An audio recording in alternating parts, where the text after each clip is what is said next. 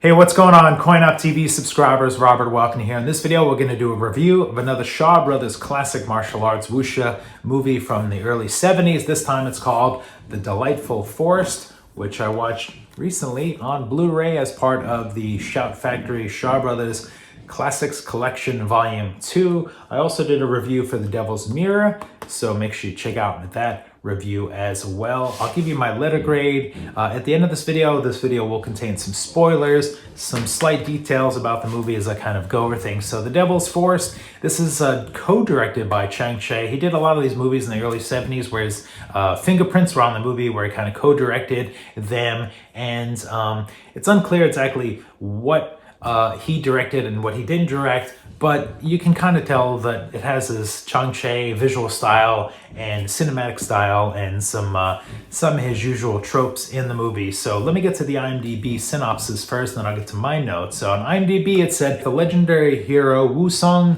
played by Ti Lung, was sent to the prison in Meng province after murdering his sister-in-law and her lover. That doesn't really make sense to me, but let me carry on. There he was acquitted, with the prison officer She Heng, played by Tien Chin, who saved Wu from the baton punishment required for new prisoners. Wu found out that Xi's restaurant Delightful Forest was taken by Xian Cheng, played by Chu Mu. It says ... so I guess there's more to the synopsis that didn't copy over. Forget that synopsis. That synopsis doesn't work for me. I might have to rewrite that synopsis on DB. I think users can rewrite their own synopsis on here. Let me get to my notes. Starring Ti Lung as Wu Song, a character he would later revisit again in The Water Margin and also All Men Are Brothers. So this is kind of interesting to see a recurring character played by Ti Lung, one of my favorite Shaw Brothers actors out there. Let's see, getting to my notes. A couple of well-choreographed action scenes to open up the movie with Ti Lung. You may have seen some images from him in the movie where he's shackled. There we go, if you can see that on the cover. There's a name for that, but I don't know if I wrote that down on my notes, but he's basically got like a board in his hands and his neck in there. But even though he's still all shackled up, he's still able to kick butt, even with his feet and his body, and using the board as kind of a weapon. Ti Lung is tossed in jail and has to overcome the corruption in jail. And turns out the high officials want to use Ti Lung's help to help eradicate one of the top martial artists who's taken over the town in the Delightful Forest, hence the name of this movie. The movie drags a little bit in the middle. There's a kind of there's a bunch of scenes, a repetition where we get shots of Ti Lung traveling and drinking along the way. I guess that's his superpower, alcohol. He drinks and he gets stronger. I don't know if we needed to see that for like 20, 30 minutes or something of the movie. So that's when things kind of took a little bit of a nosedive.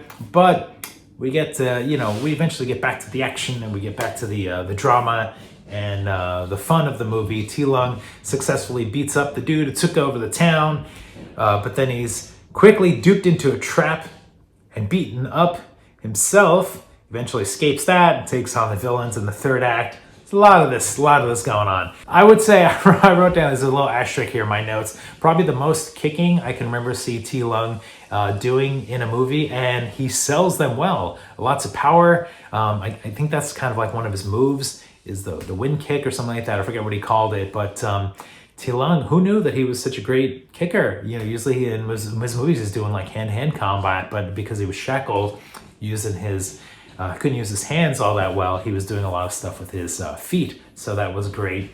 Another funny thing I wrote down here is that the soundtrack was lifted directly from Once Upon a Time in the West from the great composer Ennio Morricone. There's a couple of songs in particular that they just keep using throughout the credits, throughout different music cues in the movie. I love the score, but it's funny, they basically just stole the music from Once Upon a Time in the West and dropped it into here. If you've seen this movie and you're like, wow, the music is great, do yourself a favor, watch Once Upon a Time in the West, one of the greatest Westerns ever made out there. So as far as letter grade, as far as my ranking, I'm gonna give The Delightful Forest a grade of a C+. It's a tiny bit above average for me, and I enjoyed watching it again, but that middle half, is a little rough to watch. So it's kind of the opening and third act. Now let's see here. As far as the Blu-ray goes,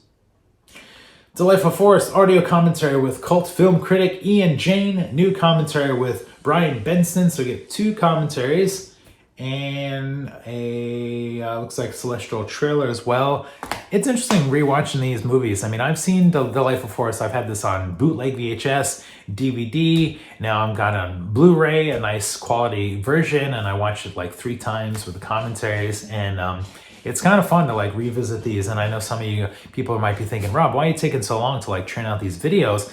Well, some of them I watch like 3 or 4 times before I make the video. So I'm very sort of, you know, caught up with the Blu-rays there. So anyway, if you're new to my channel, please like and subscribe this video. I've also done a review for The Devil's Mirror, and I watched Man of Iron recently, so I'm going to review those as well. And then Water Margin, of course, that review will come soon.